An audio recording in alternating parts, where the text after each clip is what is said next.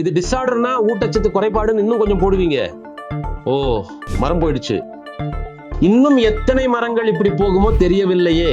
இது ஒரு நோய் கிடையாது, இது ஒரு டிஸார்டர், அதாவது உடல் ரீதியான ஒரு கோளாறு.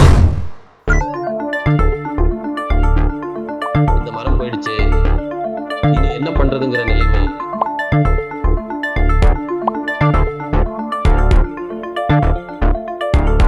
இன்னும் எத்தனை மரம் போகுமோ தெரியலையே. வணக்கம் விவசாய நண்பர்களே. சோ இன்னைக்கு நான் பாக்கு பயிர்ல, இது ஒரு முக்கியமான வர்த்தக பயிரா இருக்கிறதால விவசாயிகள் இடுமுண்டிகை நோயை சந்திச்சுட்டு இருக்காங்க. சோ இடுமுண்டிகை நோயின்னு சொல்றது இன்னைக்கு விவசாயிகளுக்கு என்னன்னா, அந்த மாதிரி அறிகுறிகளை பார்த்த உடனே இந்த மரம் போயிடுச்சு, இனி என்ன பண்றதுன்னு நினைக்கிற நிலைமையில இன்னைக்கு அவங்க யோசிச்சுட்டு இருக்காங்க.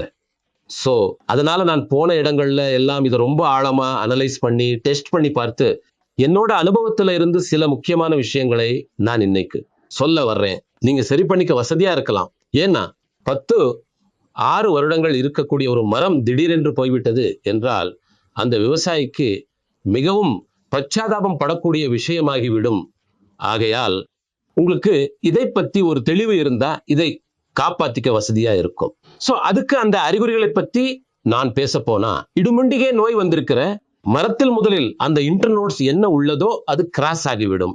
அந்த ஓலைகள் கீழே விழும்போது அது கிராஸ் ஆகியிருப்பது தெரியும். அப்படியே செல்ல செல்ல என்ன ஆகிறது என்றால், அந்த ஒன்று இலைகளோட எண்ணிக்கை, ஓலைகளோட எண்ணிக்கை குறைஞ்சு இன்ஃப்ளோரசன்ஸ், அந்த பூங்கொத்து வருதோ அதே மாதிரி மடிச்சுக்க ஆரம்பிக்கும். அந்த ஓலைகளோட நீளம் கம்மியாகும். அப்புறம் விளைச்சல், பூங்கொத்துகள் வர்ற எண்ணிக்கையும் வர வர குறைஞ்சிடும். எப்போ இந்த மாதிரி ஆகுதோ இது உங்களுக்கு தெரிஞ்ச அறிகுறிகள் தான். இப்படி ஆனா உடனே உங்களுக்கு ஃபீலிங் ஸ்டார்ட் ஆகிடும். ஓ, போயிடுச்சு மரம், இன்னும் எத்தனை மரம் போகுமோ தெரியலையே, இதுக்கு இன்னும் என்ன போடணும்னு தேடி தேடி கொஞ்சம் உங்கள் ஞானத்தில் என்ன செய்ய முடியுமோ எல்லாவற்றையும் செய்கிறீர்கள். ஆனால் இங்கே முக்கியமான விஷயம் என்னவென்றால், இதுக்கு இடுமுண்டிகை நோயின்னு ஒரு பேர் வச்சுக்கிட்டு நாம பேசிட்டு இருக்கோம் பாருங்க, அதுதான் முதல் தப்பான விஷயம். இது ஒரு நோய் கிடையாது, இது ஒரு டிஸார்டர். டிஸார்டர்னு சொன்னா பிரச்சனையாச்சு. இதுக்கு சொல்யூஷன் என்ன, அல்லது சொல்யூஷன் நாம எதுவும் பண்ணலைன்னா என்ன ஆகும்னு இன்னொரு கேள்வி வருது. தீர்வு வேண்டும், தீர்வு தெரிந்தும் செய்யாமல் இருந்தால் என்ன ஆகும்? செய்யாமல் இருந்தால் ஒன்றுமில்லை.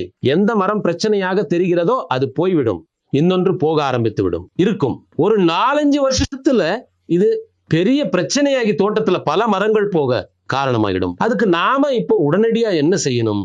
நான் இவ்வளவு நேரம் பேசிக்கொண்டிருந்தது மண்ணுடைய குணாதிசயங்களை பற்றி, சாயில் டீக்ரேடேஷன் அல்லது மண் இறந்து விட்டது என்று கூட சொல்லலாம். அவ்வாறு இறந்த மண்ணை மீண்டும் உயிரோட்டமாக மாற்றுவது, ரீஜெனரேஷன் செய்யக்கூடிய வேலையை நாம் செய்ய வேண்டியிருக்கிறது. அதை எப்படி ரீஜெனரேஷன் செய்வது? இன்றைக்கு நாங்கள் 14 வருடங்களில் இந்த நாடு முழுவதும் டீக்ரேடட் சாயில நிரூபிச்சிருக்கோம். பீரியட்ல ஒரு மாசத்துக்குள்ள ரீஜெனரேஷன் பண்ணி நான் இவ்வளவு நேரம் மண்ணுல காட்டுன எல்லா பிரச்சனைகளையும் சரி செய்ய ஒரு மாசத்துக்குள்ள முடியும்னு இன்னைக்கு நாங்க இந்தியா முழுக்க நிரூபிச்சிருக்கோம். அது என்னவென்றால் டாக்டர் சாயில் அரேகா. இந்த டாக்டர் சாயில் அரேகாவை நீங்கள் மண்ணுக்கு கொடுத்த உடனேயே மண்ணில் என்னென்ன பிரச்சனைகள் இருக்கிறதோ அதையெல்லாம் சரி செய்கிறது. ஃபுட் வெப், உணவு சங்கிலியை பூஸ்ட் செய்கிறது, மண்புழுக்களை உற்பத்தி செய்கிறது. மண்ணில் எந்தெந்த பாக்டீரியாக்கள் தேவையோ அந்த நன்மை செய்யும் பாக்டீரியாக்கள், ஃபங்கஸ் எல்லாத்தையும் வளர வச்சு வேர் வளர்ச்சிக்கு ஊக்கம் கொடுக்குது. ஏரேஷன் நடக்குது, வாட்டர் ஹோல்டிங் கெப்பாசிட்டி வருது. இதெல்லாம் வந்தா அந்த பிரச்சனையிலிருந்து பாக்கு தோட்டம் தப்பிச்சிடும். எல்லோரும் இந்த வகையான பிரச்சனைக்கு டாக்டர் சாயில் அரேகாவை முதலில் பயன்படுத்திவிட்டு தண்ணீரை குறைத்துக் கொள்ளுங்கள். தோட்டத்திற்கு கொடுக்கும் தண்ணீரை எப்படி கொடுக்க வேண்டும் என்றால், மண்ணுக்கு தண்ணீரை நன்றாக கொடுக்க வேண்டும் மற்றும் நன்றாக உலர வைக்க வேண்டும். அதனால் வெட் அண்ட் ட்ரை முறையில் காய வைத்து மண்ணிற்கு தண்ணீர் கொடுத்தால் அந்த இடத்தில் உபகாரமான உயிரினங்கள் மிகவும் சுறுசுறுப்பாக வேலை செய்யும், வேர்கள் நல்லா வளர்ச்சி அடையும். இந்த மாதிரி பல பிரச்சனைகள்ல இருந்து உங்க தோட்டத்தை பாதுகாக்க முடியும். அதுக்கு தவறாம எல்லாரும் இந்த பிரச்சனையை கண்டுக்காம விடாதீங்க. எல்லாரும் உடனே டாக்டர் சாயில் அரேகாவை யூஸ் பண்ணி உங்க தோட்டத்தை இதுல இருந்து காப்பாத்திக்கோங்க.